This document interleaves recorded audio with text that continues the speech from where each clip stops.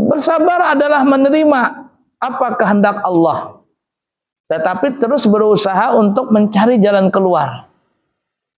Karena semua cobaan itu suatu saat akan hilang. Ibarat kata penyanyi zaman dulu, badai pasti akan berlalu. Wah, kan ada judulnya itu. Badai pasti berlalu. Tahan gak kita menghadapi badai ini di tengah laut?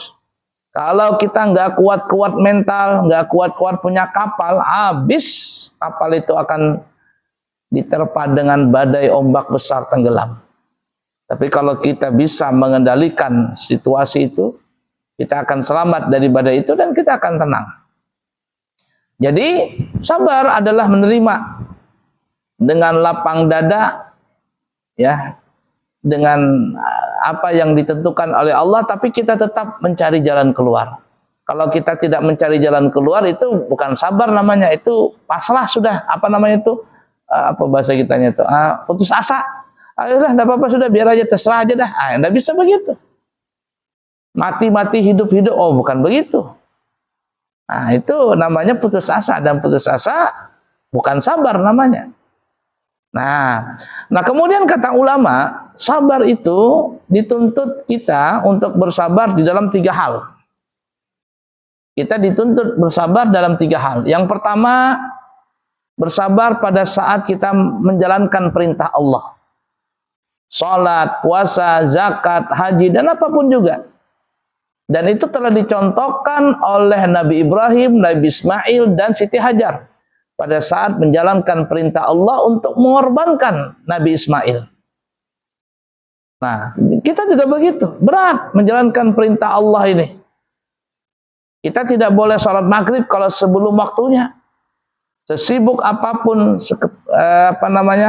sepenting apapun waktu kita, kalau belum waktu sholat belum sampai, nggak boleh kita sholat. Harus sesuai dengan waktunya dan sesuai dengan tata caranya. Nggak boleh umpama kita lagi sakit kepala, aku kepingin sholat maghrib ini cuma 1 rakaat sajalah. Nggak bisa. Atau kita lagi happy, aduh alhamdulillah duitku banyak, rezeki lancar, aku kepingin sholat subuh jadi 4 rakaat. Boleh? Nggak boleh. Harus sesuai dengan tata cara yang diajarkan oleh Nabi. Sesuai dengan tata caranya, sesuai dengan waktunya, dan sesuai dengan tempatnya. Kalau ibadah itu berkaitan dengan tempat. Ini seperti ibadah haji begitu. Tempatnya di sana. Di Saudi sana, di Arafah, di Mina, Musdalifah. Nggak bisa kita, aduh beratnya di sana, aku mau haji di sini aja lah, di embarkasi Balikpapan. Kan ada Ka'bahnya juga itu. Ada Musdalifahnya, ada Arafahnya juga. Oh, tidak bisa. Nah, itu tuh. Jadi sabar yang pertama, sabar pada saat menjalankan perintah Allah. Yang kedua, kata ulama, sabar pada saat kita meninggalkan larangan Allah. Kita gampang saja bilang, wah itu kenapa sih orang-orang tuh suka korupsi? Dasar itu orang bejat lah, dikatain kurang ajar lah, inilah itu. Kita gampang bilangnya itu. Kenapa? Karena kita tidak duduk di posisi mereka. Mentang-mentang lahan basah katanya, langsung aja korupsi. Wah, nyaman kita nyumpahin orang. Coba kita pas posisinya mereka itu. Mungkin bukan lahan basah lagi, lahan banjir kita. Tahan gak menerima cobaan itu? Kalau kita dalam kondisi seperti ini, enak aja kita bilang apa itu. Dan oleh karena itu kata ulama, kita itu nggak boleh menghina orangnya ketika orang itu melakukan kemaksiatan. Kenapa? Karena suatu saat kalau kita menghina orangnya suatu saat perbuatan dosa itu akan dilakukan, naudzubillah, akan dilakukan oleh orang yang menghina. Jadi kalau ada orang yang menghina mencuri, oh, apa itu pencuri, blok, dia sumpahin, suatu saat dia akan mencuri. Kalau dia enggak dia anaknya, keturunannya. Hati-hati itu kita menghina orang, apalagi sampai memfitnah orang. Ada orang berzina, tapi enggak ada bukti. Disumpahin orang itu zina ini itu, padahal enggak ada bukti. Ya, atau mungkin ada bukti tapi menghina orangnya, sehabis-habis hinaan. Suatu saat kata ulama orang yang menghina itu akan melakukan perbuatan itu juga. Jadi kita tidak bisa menghina orang ketika melakukan kemaksiatan. Kita tidak benci dengan orangnya. Nggak boleh kita benci dengan orang yang melakukan maksiat. Yang kita benci itu perbuatannya. Kalau seandainya kita benci kepada orang yang melakukan kemaksiatan itu, satu saat mungkin bisa saja Allah memberikan hidayah, lalu orang itu bertobat sebelum meninggal dunia. Tapi karena kita benci dengan orangnya, walaupun orang itu sudah bertobat, kita tidak akan pernah terima dengan keadaan orang itu menjadi baik. Karena kenapa? Karena kita benci orangnya. Tapi kalau karena kita benci perbuatannya saja, tidak benci orangnya. Ini perbuatan dilarang oleh Allah Ta'ala. Tegakkanlah syariat. Kalau memang kena hukuman, hukum dengan sebaik-baiknya, dengan sejujur-jujurnya, dengan seadil-adilnya. Kalau dia sudah dihukum, dia tobat, kita terima. Kita terima. Arti terima itu kita terima ke masyarakat kembali. Dia mau jadi baik. Nah, makanya ada perkataan begini ya, mantan preman itu lebih baik daripada mantan kiai. Mantan preman ya.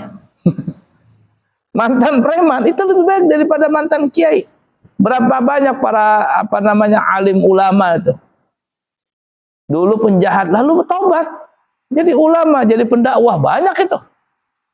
Banyak itu yang jamaah tabligh itu, yang ikut-ikut jamaah tabligh. Oh, itu tato-tatoan dah karuan dah tatoannya.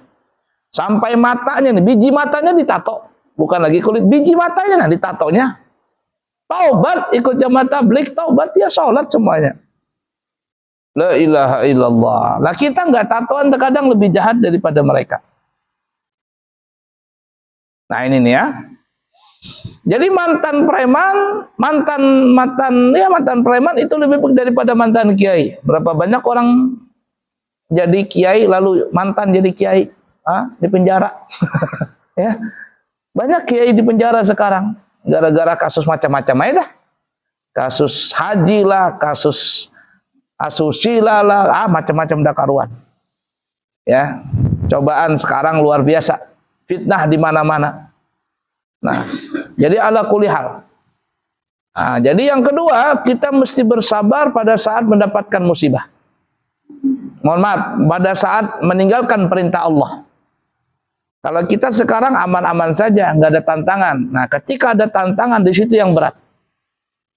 Kita umpama lagi tugas ke Bali umpama, atau ke Jakarta, atau ke luar daerah. Ya, duit dikasih, tiket dikasih, hotel dikasih. Sendirian kita di hotel tengah malam jam 12 ada yang ngetok pintu, tok tok tok katanya. Selamat malam Pak. Pas kita buka, ya Allah, si Amoy. Layanan plus Pak katanya. Nah, gimana ini? Kuat gak iman kita? Banyak orang tercebur di situ. Banyak tercebur kita di situ. Hati-hati.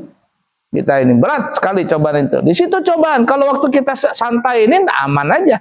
Tapi ketika ada cobaan itu di hadapan kita, dalam hati itu bergojolak, aman aja ini. CCTV ndak ada. Ndak ada juga yang ngelihat, sendirian, duit ada, jauh dari istri, ayo. Nah, berat itu. Di situ tuh cobaan kita. Jadi yang kedua, kita dituntut bersabar pada saat meninggalkan larangan Allah. Kemudian yang ketiga,